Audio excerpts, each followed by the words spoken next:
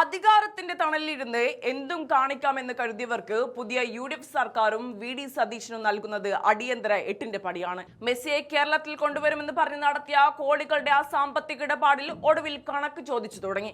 വെറുതെ ചോദിക്കുകയല്ല, തട്ടിപ്പിലൂടെ വെട്ടിക്കാൻ ശ്രമിച്ച 22.68 കോടി രൂപ ആന്റോ അഗസ്റ്റിൽ നിന്നും അനുബന്ധ സ്ഥാപനങ്ങളിൽ നിന്നും പൂർണ്ണമായി ഈടാക്കാനാണ് സർക്കാർ നേരിട്ട് ജപ്തി നടപടികൾ പ്രഖ്യാപിച്ചിരിക്കുന്നത്.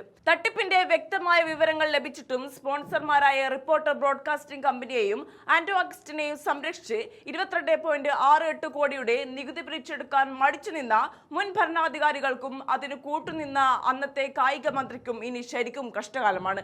മുൻ സർക്കാരിന്റെ ഭരണത്തണലിൽ ആടിത്തിമിർത്ത മാധ്യമ സാമ്രാജ്യത്തിന്റെ ആണിക്കല്ല് തന്നെയാണ് ഈ ഒറ്റ നീക്കത്തിലൂടെ VD സതീശനെ ഇളക്കിയിരിക്കുന്നത്.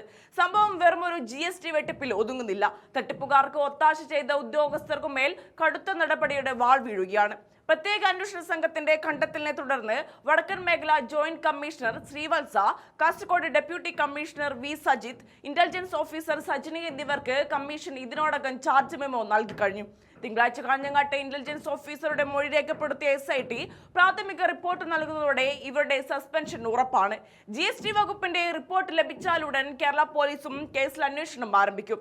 സാമ്പത്തിക തട്ടിപ്പ്, വ്യാജരേഖ ചമയ്ക്കൽ, വിശ്വാസവഞ്ചന തുടങ്ങിയ ഗുരുതര വകുപ്പുകൾ ചുമത്തി പോലീസ് കേസ് രജിസ്റ്റർ ചെയ്തതോടെ ഉന്നത രാഷ്ട്രീയ ഗൂഢാലോചനയുടെ ചുരുളുകൾ ഒന്നൊന്നായി അഴിഞ്ഞു വീഴും.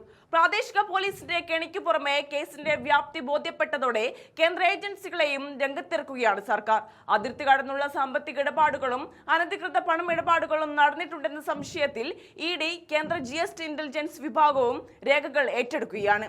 കേന്ദ്ര ഏജൻസികൾ കൂടി എത്തുന്നതോടെ റിപ്പോർട്ടർ TVക്ക് കുരുക്ക് കൂടുതൽ മുറുകും. ചാനലിന്റെ സാമ്പത്തിക ഉറവിടങ്ങളെക്കുറിച്ചും മെസ്സി ലേലവുമായി ബന്ധപ്പെട്ട് സ്വരൂപിച്ച കോടികളുടെ കണക്കുകളെക്കുറിച്ചും സമഗ്ര അന്വേഷണം നടക്കുമ്പോൾ മുൻ ഭരണാധികാരികളുടെ വഴിവിട്ട ബന്ധങ്ങൾ കൂടുതൽ വെളിച്ചത്താകും. തങ്ങളെ ആരും തൊടില്ലെന്ന് അഹങ്കരിച്ചവർക്ക് മുന്നിൽ VD സതീശൻ സർക്കാരും കേന്ദ്ര ഏജൻസികളും ഒരുപോലെ കെണിയൊരുക്കുമ്പോൾ റിപ്പോർട്ടർ TVയുടെ പൂട്ടുവീഴുന്ന കാഴ്ചക്കാണ് കേരളം സാക്ഷ്യം വഹിക്കാൻ പോകുന്നത്.